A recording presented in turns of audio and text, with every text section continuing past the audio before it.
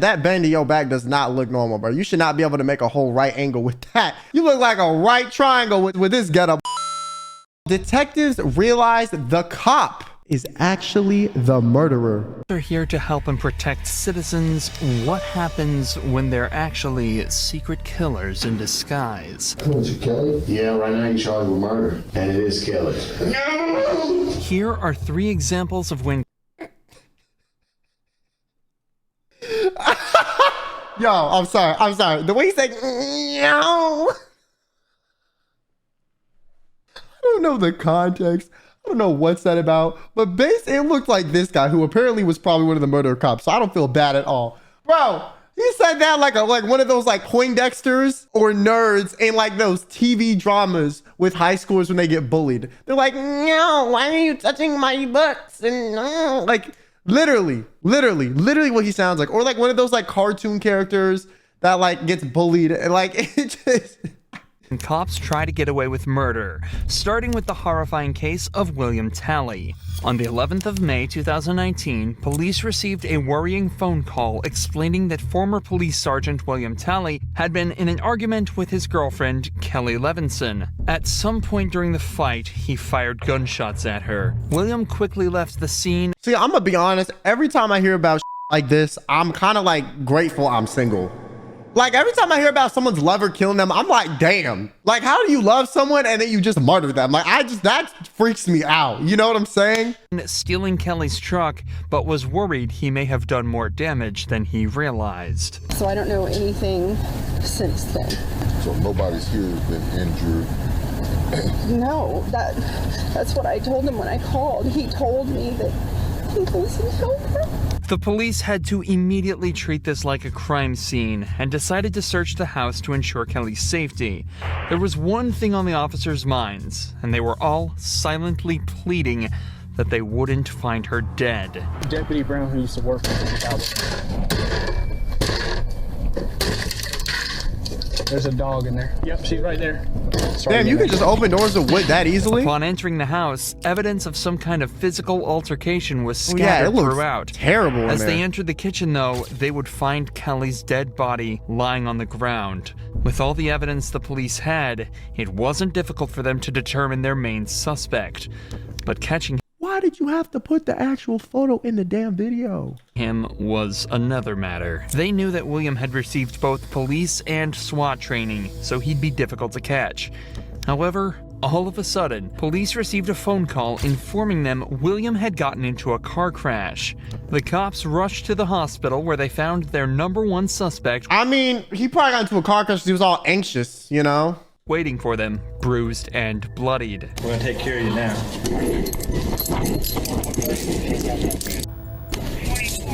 Damn, Once he we- looks up. Was discharged from the hospital. He was immediately brought to an interrogation room where the investigation would truly begin. Can I ask what my charges are? Yeah, right now you're charged with murder. You're charged with violation of oath of office, and you're charged with possession of a firearm during the commission of... Oh, I don't think he wanted to kill his girlfriend, to be honest. That's probably why. I don't think he wanted to. Who? That's what we're hoping. That's why he's saying who. Maybe once we start talking about it a little bit. It wasn't Becky, was it? Was it Kelly? Well, was it a cop? William mentions 2 names here, Becky and Kelly. So you killed 2 people? Wait. Hold on. Why do you even have 2 names to list, sir? Okay, you should only pulled your gun out and almost shot somebody and killed them once. Okay, not even once. But in this circumstance, it should have only been one. What you mean you got 2 names? Kelly. Of course, we know Kelly to be his girlfriend, but William was actually married to another woman named Rebecca Talley who he'd been cheating on. William obviously appears dazed and confused, but whether this is just an act or not is another question. So you cheated on your wife with the lady and then killed her.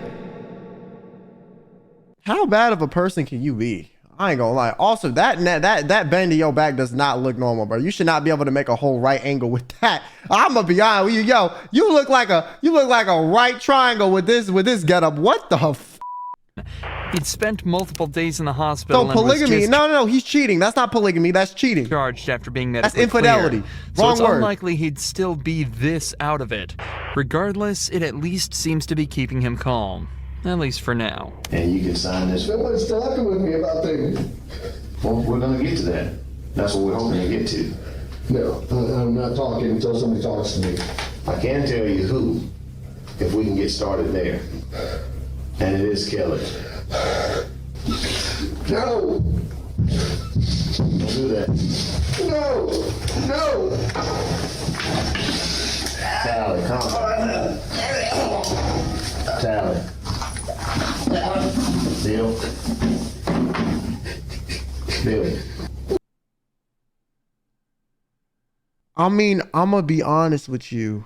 I don't have sympathy for him in the same way that I would for someone who like genuinely accidentally murdered someone, but I know he didn't want to actually kill the lady. He did though, so him. But okay, but you also pulled a gun on someone that you're dating and like shot at them. So regardless, you are a piece of shit. But like, I could tell from this reaction, he probably didn't want her to die, you know? And that's probably why he got in a car accident afterward too, because he didn't want her to die, you know? No!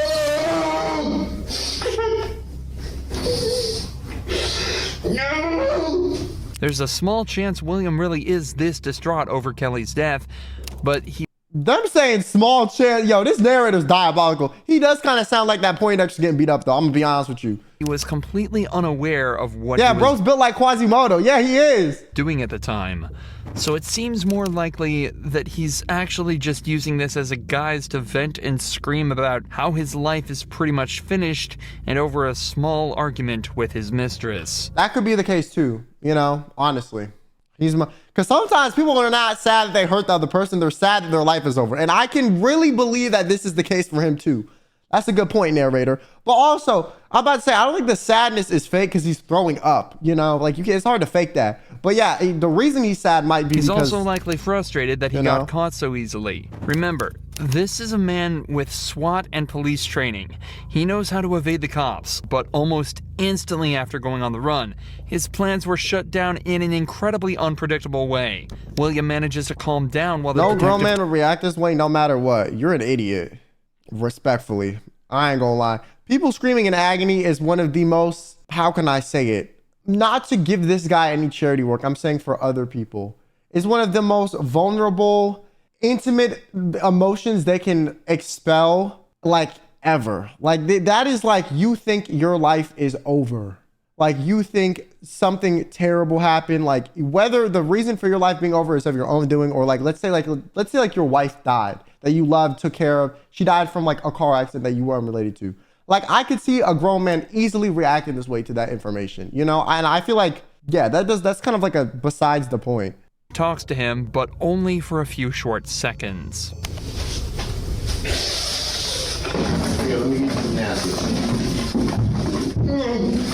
I think he's more, I don't know what the hell he's mad about. I just don't feel bad for him personally because he killed somebody. Bill. And he pulled a gun on, regardless of if he meant to kill her, he pulled a gun on his girlfriend willingly. Like, that's some crazy, that is some crazy. Bill, no. Stop, Bill. Relax. Bill, stop. It's all unnecessary, Bill. If you don't want to talk to us, that's fine, but let's not do this, okay? I mean, if you did do it, that thing, that's kind of, I'm like, regardless, your point of grown men don't react this way emotionally to agony is wrong. That was my point. Whether or not his agony is because of his own actions is a separate discussion. Okay? Just let's not do this. Who else to guard it? Right now you're hurting yourself. I don't care about me. Well- Who else did I hurt? There's no one I else. keep hearing people whisper. Or whispers. Okay, well, what whispering do you hear? No, tell me the truth. Okay, there's no one else hurt, okay? What you're watching is a man who knows without a doubt that he's guilty, doing everything he can to try and find a way out. He's panicking, and the cops were probably extremely relieved when William finally asked for a lawyer and put an end to this dramatic interrogation. However, this obviously didn't help him at all, as the detectives already had all the evidence they needed to convict him. and William Talley was sentenced to life behind bars. Despite William being a local cop and even knowing some of the officers involved, this case was handled perfectly. A stark contrast to that of Matthew Boynton, whose case was so... Yeah, I feel like he also could have been putting on an act. I don't know, man. I do feel like he might have just been that emotional about him ruining his own life, and then the who else did I heard was an act? Weird and corrupt that the cops ended up investigating a shooting that never even happened. You know you can't give a sworn statement and lie on it. Why would you do that, Matthew? On the 15th of April 2016, police found Jessica Boynton hidden in the closet of her home with a gunshot wound to the head and a police-issued firearm in her hand. The county sheriff reportedly ruled her dead at the scene, but there was a problem. Jessica was neither dead nor shot.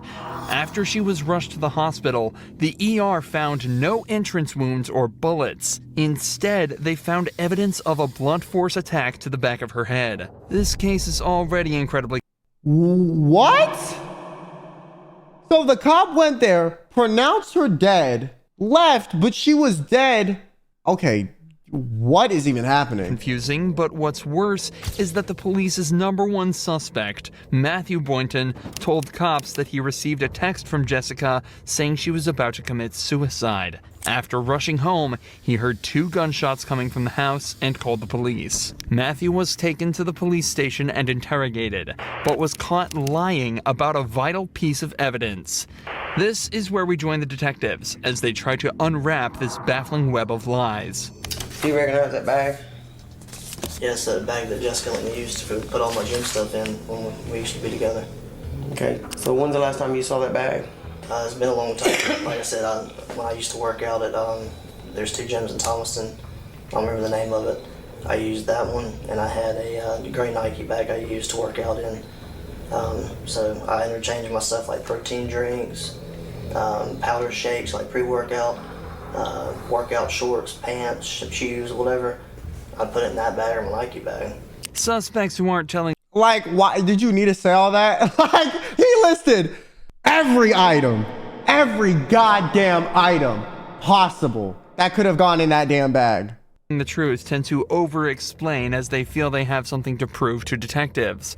If they can give lots of information over, they think it'll convince the detective that they're not lying, as they couldn't possibly make all of that up. However, in actuality, suspects telling the truth will give a more instinctual, simplified answer to the question because they don't have to think about it as much. Bear that in mind as the interview continues. So when's the last time you saw that bag? I mean, it's been a while. Like, I don't know an exact date. I don't know. I think my stepdad, he had it in the white trailer, and that's been a while. And he brought it, but I haven't been through it or anything. Put it in my storage thing in my house, which is like when you pull in the driveway. Mm-hmm. It's a little storage thing on the right. You open the door and it's got all my stuff in there. I had to clean some of it out recently. That was tossed in there, but I mean, it's in there with a bunch of my stuff, like a brown tub I used to keep in my old patrol car with gym stuff in it and work stuff. Remember, that like, bro, you writing paragraphs and we asking for bullet points. Like, come on, get it together. Didn't you pass like high school? Come on, they told you make concise presentations, man. Like, what's going on? Answer was given in response to the question, when was the last time you saw this bag? Something that could have been answered in a single sentence. Like, I don't know, 3 months ago? The detectives already knew that Matthew was lying about this bag, as that's the whole reason he was brought to this second interrogation. But now they're 100% sure he's hiding something, and they're about to call him out on it. All right, Matthew. Known you a long time. When y'all were in the process of moving, and you moved into the house that you're at now, your residence, did you or did you not see this bag? Yes, sir. It's in my storage room in the garage. Now, why would I be holding a picture of this bag? I guess because Jessica brought it into you. Why would Jessica have it if you had it at your house? I don't know. I guess somebody got it from my garage in my shed. Who would have gotten it? There's a couple of people. Okay. I don't know. I don't understand how the bag is related, but I'm gonna let him keep cooking. With female clothes. And this is one photo of it. That's not yours. No. This whole thing might not seem like a big deal, but it's actually the root of a much bigger problem. This bag, along with everything in it, belonged to Jessica. So when it was discovered in Matthew's possession after he told police that he'd handed all of her belongings over, it confirmed that he had been lying under oath. Again, a small issue at first, but now that the detectives know he's comfortable lying about this, they know that almost every piece of information he's given them could be completely Yeah, because why would you lie about some minor, irrelevant unless you're so scared of getting caught that you're trying to cover like every possible base and every possible outcome and every possible thing that could ever maybe connected to the crime. Like, oh yeah, well, the random straw they found, that's not mine. Like, why are we asking about the straw? I don't know. Well, DNA. Like, it's like he's almost so paranoid that he's like trying to kind of cover everything before they get to it.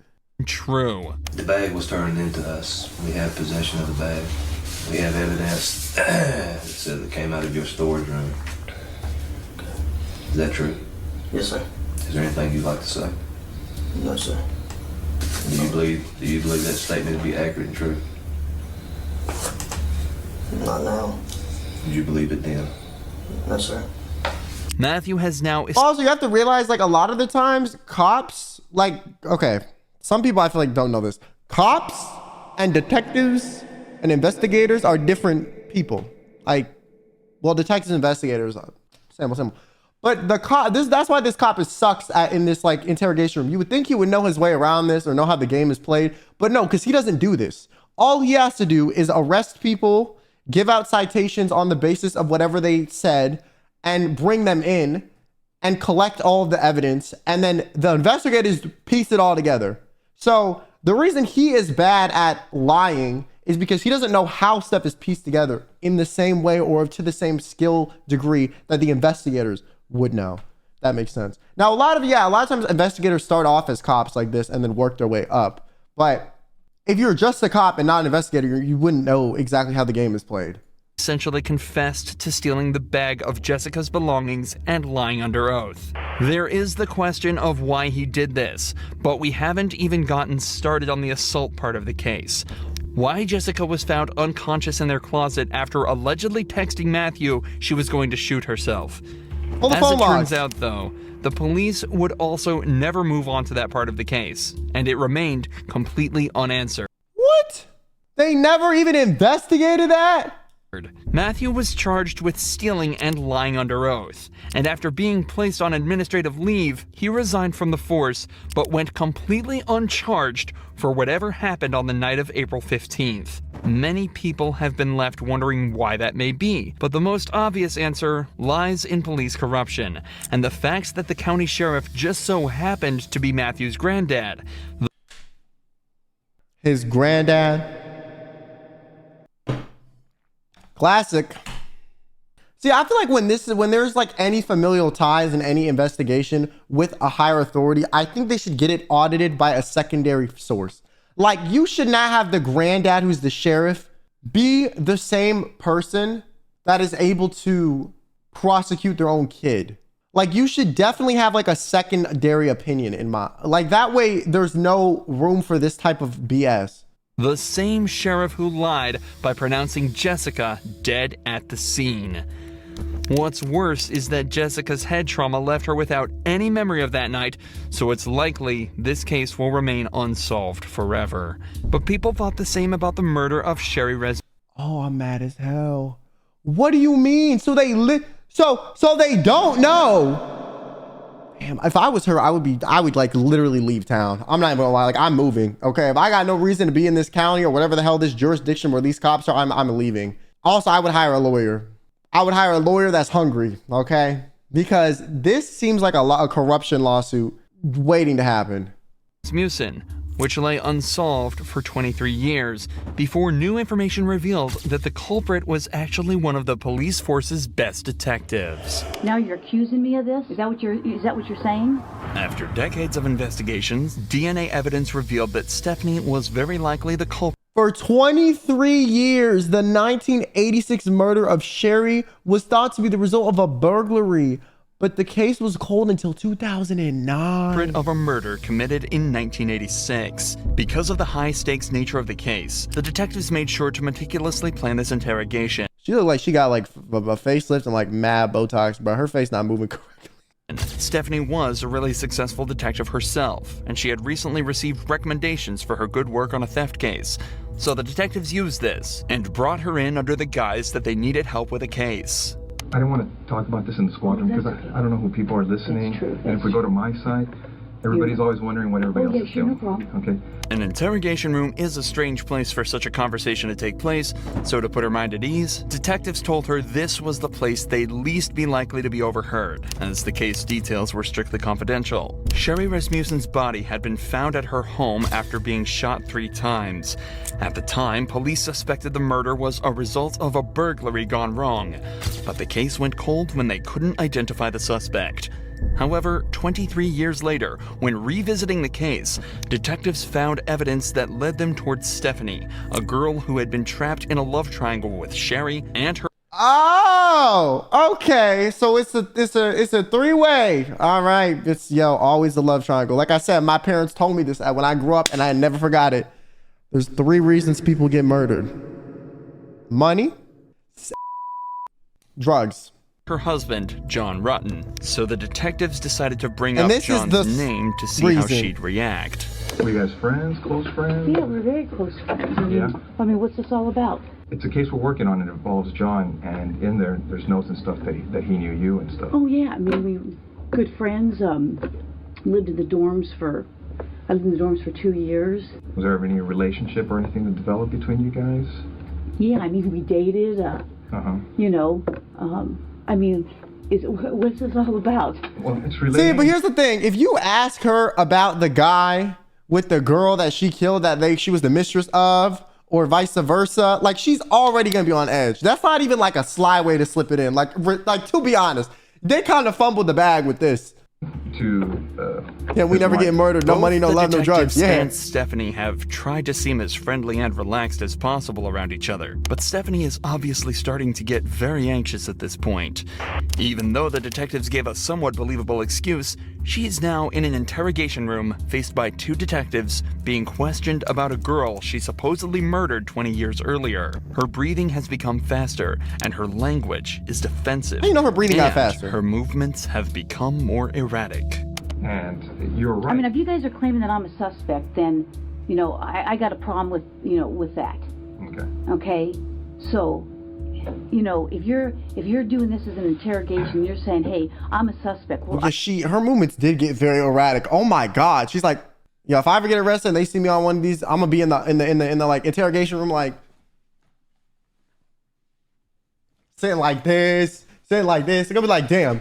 I'm gonna be on the video. They're gonna be like, the suspect was moving wearily, probably because they were anxious of the guilt that they held from the murder. When in reality, it's just, I'm just like disabled and it hurts to sit still. Like, yo. Now I got a problem with, now you're accusing me of this? Is that what you're saying? Obviously, you know about all the DNA stuff and things of the nature that, gets done on cases nowadays. If we ask Oh, yeah, because back then, that wasn't a thing. A DNA swab, would you be willing to give us one? Maybe. Because now I'm thinking I probably need to talk to a lawyer. Stephanie chooses to provide DNA evidence, hoping her willingness to help out would ultimately prove her innocence. Okay, but if you did it and you willingly provide DNA because you think it's gonna make you seem likable or agreeable, you are a moron, especially if you're an investigator. Like, the DNA, any goodwill of you providing it willingly is erased if the DNA is a match for you killing somebody. Like, whether or not you doing it was an easy thing or you made their job nice or it was a nice thing is irrelevant if your DNA is found connected to the murder. So why, as an investigator, a seasoned one, well-respected, would you be dumb enough to agree to that? Like, sometimes I genuinely don't understand. I feel like a lot of times people are very good at like picking apart things or connecting dots when it doesn't involve them. But the second it involves you, you become dumb as hell. That's why your friends and relationships are always like seem stupid. But then when you hear it out, you're like, you could easily just do this. And then when you're in a relationship, you're stupid. And your friends are like, you could easily do this because you're removed from it. Unfortunately for her, just 5 minutes later, The detectives decide they've heard enough and put her in cuffs. Months later, after a long and arduous trial, a decision was made by the jury. We, the jury, in the above entitled action, find the defendant, Stephanie Eileen Lazarus, guilty of the crime of murder of Sherry Rasmussen. We further find the murder was of the first degree. After hiding it for 23 years, Stephanie Lazarus was finally found guilty of murder and sentenced to 27 years behind bars. Damn, that's almost as long as she hid it for, bruh. She would have gotten convicted then. She would have been out in like 3 years. That's kind of crazy if you think about it. Not gonna lie. If you enjoy true crime videos like this, I really feel like, I don't know, man. I feel like 23 years is still like really low for murder. I mean, unless the evidence was shaky, but like, I feel like murder should, if it's of the first degree, it's premeditated and you wanted to do it, should always be life. No, am I crazy? Like, you willingly kill somebody, but now you're supposed to be like able to roam free? Like, I don't understand. Like, no. Why wasn't it life? I think it wasn't life for this, probably because they didn't have a ton of evidence because it was an old case, so they couldn't give the maximum sentence. But also, I don't really know how sentencing works. I know sometimes sentencing is up to the judge to certain degrees, but it's also like not in certain degrees. Like, there's like criteria the judge has to follow, but it's like a range. So they can a lot of the times choose to be like, they seem remorseful, we'll give them less. But also the judge could just have like, be very much like, I don't care if you seem remorseful, you know? So I don't know. Yeah, I feel like self-defense, accidents, and certain things should like definitely negate the life sentencing. Some said I always cringe super hard when they pretend they're insane. Yeah, I mean, this guy, like I said, his agony might be real. It might be real. But my thing with him was like, whether it's real or not, I don't care because you still killed somebody. You know what I'm saying? Like, you still killed somebody.